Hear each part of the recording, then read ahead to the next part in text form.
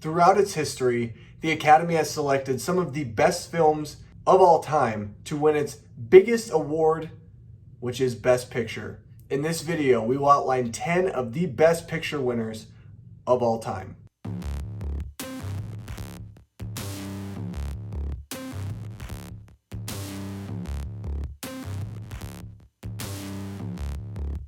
I am so happy that I will not be doing this video alone. I am joined by Chris Buie over at the Filmstocked channel. Hey, what's going on, guys? I'm Chris from the Filmstocked channel, and I wanted to say thank you to Nick for having me on. I'm really excited about this collab, and getting to talk about the Oscars in any way, shape, or form is exciting to me. So yeah, I'm pumped to get into this. So how this is going to work is I'm going to say my 10 through 6, then Chris will be saying his 10 through 6. I will then be saying my 5 through 2. Chris will then be saying his 5 through 2, and then we will end off with both of us saying our number ones. I'm going to start off with some honorable mentions. My honorable mentions are The Sound of Music from 1965, Forrest Gump from 1994. My number 10 is 2017's The Shape of Water.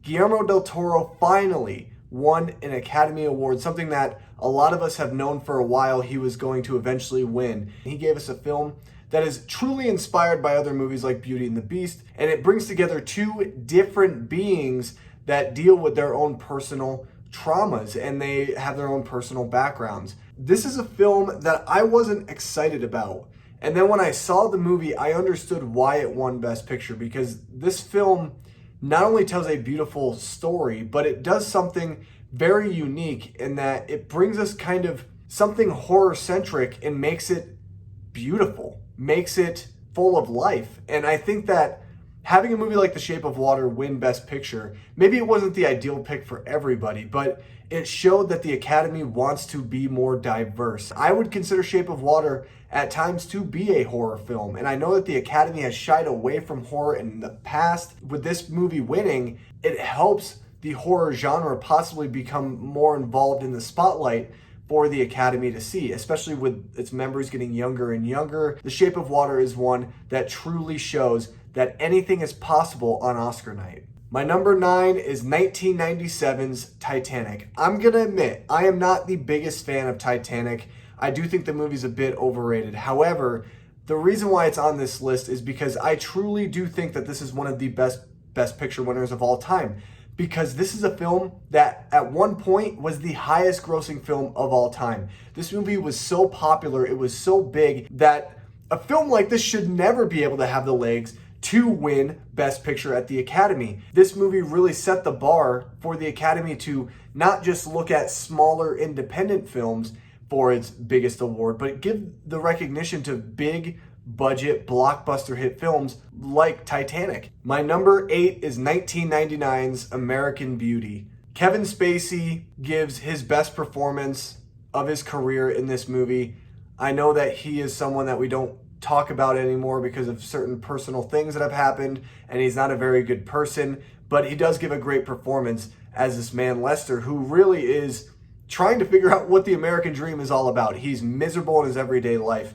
And this is a movie that really shows the realism of the toll that an unhappy marriage can have on two people that really just don't get along. I think that this movie is not as happy as some of the other movies that have won Best Picture in the past, but this is a movie that definitely deserved winning Best Picture because it's something that truly feels impactful to everyone in society about how to find happiness within a mundane, meaningless life at times. This movie speaks volumes to every single person. My number 7 is 2007's No Country for Old Men. This is a movie that I just got to watch basically for the first time in preparation for this video, and the Coen brothers are two of the best directors I've ever seen. The way that they're able to tell a compelling story, give you every bit of flavor that you want in terms of action, in terms of grit, and in terms of drama, and yet make this movie so successful. This is a film that, yes, it's a different type of Western, almost set in the modern world, but there's something so surreal about this film. I just absolutely love this movie. I think that this movie has The best performance from Javier Bardem, who also won Best Supporting Actor for his performance in this movie. There's so much mystery behind these characters. You don't necessarily know them all the way. They're not super flushed out. And I think that that works extremely well. Nobody in this movie you could truly back 100% and say, this is a good person. No, everybody has their demons. And the way that sometimes fate happens to find you no matter what. My number 6 is 1995's Braveheart. I watched this during my 24-hour movie marathon just a few months ago with my friend Nate. And I gotta say, I love this movie. This movie is so epic. This is a movie that is based on a true story, and yet the story feels like it's personal between all of us. The shackles that we all have on our hands. We want our opinions to be heard. We want to be free from shackle. We want to be able to live out our dreams and the things that we want for us and the people that we love around us. This is one of the most epic films to ever have won Best Picture, and I'm just so happy that it did win. So before I get into my top 10 favorite Best Picture winners, I wanted to say that as just a disclaimer, I have seen The Godfather Part 1 and 2, but it has been so long that I can't put them on my list in good conscience. I'm actually going to do a rewatch of that entire trilogy and watch Part 3 for the first time. But anyway, my honorable mentions are Lord of the Rings, The Return of the King, Platoon, One Flew Over the Cuckoo's Nest, and On the Waterfront. So coming in at number 10 for me is American Beauty. Now, this is the 1999 Best Picture winner. It stars Kevin Spacey, and I know that it's very taboo to talk about him, but if you separate the art from the artist, he does give one of the best performances of all time. He actually won the Oscar for Best Actor in a Lead Performance as he plays Lester Burnham. He's the father of this family in a suburban town. He's having a midlife crisis, really just going through a bunch of things with work and life in general. And the movie has a beautiful score by Thomas Newman, but it also has messages about different roles that people feel like they have to fill and not fill. And it's a movie that I've only seen twice, but I watched it the first time, and that same week I went back and rewatched it. It's something about it keeps drawing me back in. It's just one of those movies that you can't get out of your mind once you watch it. Coming in at number 9 for me is No Country for Old Men, the 2007 Best Picture winner, directed by the Coen brothers, and I think this is their best made movie. You have Josh Brolin as Llewellyn Moss, and you have Tommy Lee Jones as Sheriff Ed Tom Bell, and of course you have Javier Bardem playing Anton Chigurh. He is so terrifying on screen, and he won the Academy Award for Best Supporting Actor, rightfully so. I love how the first 2 acts of this movie are like a cat and mouse game. Very intense. The Coen brothers build tension brilliantly, and then when you get to that last act, it completely flips the script on its head, and if you haven't seen this movie, I will not spoil it, but it's a brilliant script from start to finish. I like how the villain is very prominent in this movie. He almost acts as the main character. Coming in at number 8 for me is The Silence of the Lambs, directed by Jonathan Demme, and it stars Anthony Hopkins and Jodie Foster. Of course, this movie won the Big 5 Oscars, one of the few to do so. Both of the lead actors won Oscars, rightfully so, as I mentioned, and Hannibal Lecter is one of the scariest movie characters of all time. I'm very confident in saying that. Even though he's on screen for only about 15 minutes, I want to say, he steals the entire show. The performance by Anthony Hopkins is honestly nightmare-inducing. He's just so creepy and subtle. You know there's something behind him, and you don't really see him go full-on Hannibal Lecter until later in the movie. I love following Clarice Starling's character as she is on the hunt for Buffalo Bill, one of the best movie villains, I think. The Silence of the Lambs is just one of those movies that everyone needs to see at least once in their life. Coming in at number 7 for me is the 1965 Best Picture winner, The Sound of Music. I think it is the definitive musical. It blends the musical numbers with the story of the Von Trapps and Julie Andrews' character. You get this journey of trying to escape the Nazis. The Sound of Music is just such a heartwarming movie. It really does pull on my heartstrings. It's a feel-good movie, one that I can throw on and feel happy, sing along to the songs, and just have a great time. Coming in at number 6 for me is the 1942 Best Picture winner, Casablanca. I think this is the definition of classical Hollywood cinema, as it's shot in black and white. Obviously, you have Humphrey Bogart and Ingrid Bergman giving phenomenal performances in the definitive romance movie as well. I think that their story and their romance throughout the film is heartbreaking, as Rick Blaine, played by Humphrey Bogart, owns this bar in Morocco, Casablanca. Of all the gin joints and all the places in all the world, she walks into mine. I think that's the quote from the movie. And of course, Sam plays the song on the piano. that just brings all this nostalgic romance back to Rick's life. And I just love this movie. I think it's one of the best scripts ever, brilliantly directed, and it has one of my favorite closing lines and moments in any movie. I try and rewatch it once a year. It's a brilliant classical Hollywood cinema that will transport you back to the golden age of Hollywood. My number 5 is 1975's One Flew Over the Cuckoo's Nest. Jack Nicholson gives his best performance of his career in this movie. And one thing I can say is that this movie deals a lot with the psyche of individuals. How do we think? How does society as a whole change what we already have in our minds? It deals with, are people truly crazy? Are we normal? Like, would I consider myself a normal person? And the movie asks a lot of questions in that regard, and it does it seamlessly throughout the entire film. It's really an experience of a movie, and I think if you have not seen One Flew Over the Cuckoo's Nest, it's one that you definitely have to watch. My number 4 is 2006, The Departed. I also just watched this movie for the first time in preparation for this video. This movie's great. This is Martin Scorsese's best film. I'm so happy that he got the love that he deserved for this movie, because I don't really remember a Scorsese film being so deep with symbolism. And what I mean by that is that there are a lot of symbolisms, especially with the idea of identity. I think that that is just so awesome for Scorsese to be able to layer so many different elements inside of this gangster flick that at times to me didn't feel like a gangster movie, even though it is. You have the police department and you have this mafia run by Jack Nicholson's character. Frank Costello is a great character. You have rats within each group, and they're trying to figure out who one another are. My number 3 is 1942's Casablanca. You guys know on this channel, I have talked in ad nauseum about how much I love Casablanca. It's one of the greatest films of all time. This movie was made in such a short amount of time. I mean, I'm talking like a couple months. This movie was put out around the time that there was conflict between the United States and Nazi-occupied Germany. The fact that this movie was made so fast, and yet it still won Best Picture, and it doesn't take away from any of the brilliance of this film, that to me shows how good everything had to have been in terms of execution in order to get this film to where it was, to eventually winning Best Picture. You could watch it today and it still has so much relevance. My number 2 is 2003's Lord of the Rings, The Return of the King. I love The Lord of the Rings. This movie is incredible. It is the best of the entire trilogy.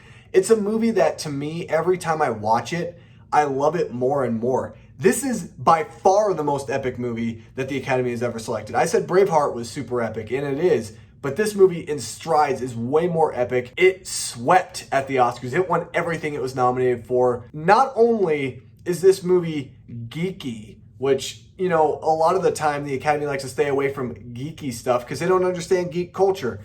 But this movie is dramatic. You don't have to be a nerd or a geek that is so infused in Middle-earth lore to understand the significance of this movie. This is probably the biggest film of all time to ever win Best Picture. And the fact that this movie is the best out of all three, and it's the closing, defining film of the entire trilogy, that says a lot. I don't know if we'll ever get to have another movie that is so engulfed in nerd culture win Best Picture ever again. So coming in at number 5 for me is the 2000 Best Picture winner, Gladiator, directed by Ridley Scott. Of course, this movie stars Russell Crowe as Maximus Decimus Meridius, father to a murdered son, husband to a murdered wife, and he will have his vengeance in this life or the next. What a great quote from that movie. His life gets absolutely dismantled very early on, and you're just rooting for him to get revenge against Commodus, played by Joaquin Phoenix, who is absolutely the definition of evil in this movie. He is such a despicable human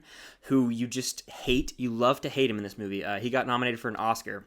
I honestly wish he would have won, but their back and forth, that is Commodus and Maximus back and forth, is phenomenal. I think that the direction by Ridley Scott might be some of his best, and we don't really get these amazing swords and sandals movie anymore. They kind of have fallen off and become these little cheap CGI productions, but this movie is something else. One of my favorites of all time. Coming in at number 4 for me is Braveheart, the 1995 Best Picture winner, directed by Mel Gibson, starring Mel Gibson as William Wallace. Wow. This is one of the grandest films I've ever seen. Just the way they were able to shoot these battles between the Scottish and the English and make it feel like you're there. It's very gritty, brutal, violent action scenes. I love everything about it. And of course, the score by James Horner is brilliant as it accompanies some of the greatest speeches of all time. The Freedom Speech, I could quote the whole thing. I love it so much. It's one of my favorite movie speeches of all time. And it's a tragic story, of course, as you see what happens to William Wallace and the Scottish people throughout their journey in this movie. I'm not one of those people who, if a movie is inaccurate, I'm not going to enjoy it. I kind of separate history from fiction movies. So that's why I really do enjoy Braveheart. I think that it's one of the greatest films of all time. Coming in at number 3 for me is Rocky, the 1976 Best Picture winner. Talk about an inspirational movie. This is one of the most motivational films I've ever seen, as Sylvester Stallone's Rocky Balboa is the ultimate underdog. You love this guy from the opening and you just want to root for him, as it seems like the world's against him, but you know, he's got that chip on his shoulder in his way, as he's going to prove everyone wrong. He's going to train with Mick and he's going to eat lightning and he's going to crap thunder. Bill Conti's score, Gonna Fly Now, I listen to that whenever I'm working out. It gets me hype. I just want to punch a punching bag, run as fast as I can. And of course, the final fight in this movie with Rocky Balboa and Apollo Creed is stunning. This movie was an underdog at the Oscars. It was going up against Taxi Driver, and Rocky ended up winning Best Picture. So the movie itself is about an underdog, but the movie is also an underdog, and I just adore Rocky. It's one of my favorites of all time. Coming in at number 2 for me is The Departed, my favorite Martin Scorsese film, and this won Best Picture for the year 2006. It stars Jack Nicholson, Leonardo DiCaprio, Mark Wahlberg, who got nominated for an Oscar, and Matt Damon. A star-studded cast. Throw in Alec Baldwin and Martin Sheen, and wow, I don't know how they even paid all these guys, because that is an ensemble right there. But this movie is brilliant. I love how you've got Leonardo DiCaprio playing a cop who goes undercover to work for Frank Costello, and then you have Matt Damon, who is working for Frank Costello for the mob, and he goes undercover as a mole in the police. I think that it's brilliant how there's that contrast between Leo and Matt Damon's characters. It's a mystery from beginning to end, and then a lot of big reveals happen. There are some shocks towards the end of this movie that blew my mind the first time I saw it. I had no clue that Scorsese had the guts to do what he did. Some of the biggest twists ever. Seriously, a great movie. I love the soundtrack. Shipping Up to Boston by the Dropkick Murphys is used perfectly in this movie. You get that full-blown Boston feel, but it blends the old gangster vibe that Scorsese brings with a newer flair. And my number 1 pick should surprise absolutely nobody. That is this past year's 2019 winner, Parasite. Bong Joon-ho is one of my favorite filmmakers of all time. The guy is absolutely incredible. I definitely recommend you go check out some of his other works because this guy can do no wrong in my eyes. Parasite is the most deserving film out of all of these that have won Best Picture. Number 1, it is the first and only foreign film to ever win Best Picture, and it's about time the Academy recognizes foreign films for what they truly can be, and that is astounding and amazing. Parasite, to me, was the defining film of 2019. It was the best film of 2019, and the Academy got it right. It did everything that I wanted it to do. I predicted that it was going to win. I was hoping it was going to win, and every single circumstance that they needed to get past in order to win came to fruition. But coming in at number 1, and I want to say this is our favorite, so it might not be the best, but it's our favorite. And my favorite is the one that I've actually seen the most, and that's Forrest Gump, the 1994 Best Picture winner. Yes, the infamous year 1994 where Shawshank, Pulp Fiction, and Forrest Gump were all up. And a lot of people didn't want Forrest Gump to win, but I'm not mad about it, you know? I would have been happy with any of those films winning, and this movie I have seen more than any other aforementioned movie because I have seen it probably 10 plus times. Anytime it's on TV, I'll throw it on and watch it, and the reason I'm captivated by this movie is Tom Hanks' performance as Forrest Gump himself. I think it's his career best performance. He transforms into the character, and what you get is one of the most quotable movies of all time. It's so fast-paced, it's got moments of comedy, moments that'll make you cry, and it just blends it all together. They go to Vietnam. This movie has it all, and it has one of my favorite soundtracks of all time. And of course, the score by Alan Silvestri is chill-inducing, especially in the scene where Forrest breaks free from his braces early on as a kid. Forrest Gump is just one of those movies that transcends the movie itself. Everyone always says, run, Forrest, run. Forrest Gump is just the one that resonates the most with me, the one I've seen the most, and the one that I have the most enjoyment with. Yeah, so those are all my top 10 favorite Best Picture winners. I wanted to give a big thank you to Nick for having me on the channel. It was a lot of fun to sit down and talk about Best Picture winners because I know that I love the Oscars. Thank you again for having me on, and I'm excited for the collab that we are doing on my channel. That is my list. Now, I just want to tell you guys, I know it's a little after the fact, but I do want to tell you that there are some movies that are amazing Best Picture winners, that I did not include on this list because it's been a while since I've seen them. I just don't remember them extremely well, so I wanted to keep it relevant with movies that I remember. Anyway, guys, what is your list? Let us know down below in the comment section of this video. Chris, thank you so much for joining me on this video, and I hope that we can do a collab again soon. Make sure you go check out our other video that we did on Chris's channel, which will be linked down below in the description, as well as Chris's channel information. So definitely go and give him some love by hitting that subscribe button to his YouTube channel. If you like this video, drop a like, hit that subscribe button down below for more content just like this. And as always, I'll see you guys in my next video. Peace.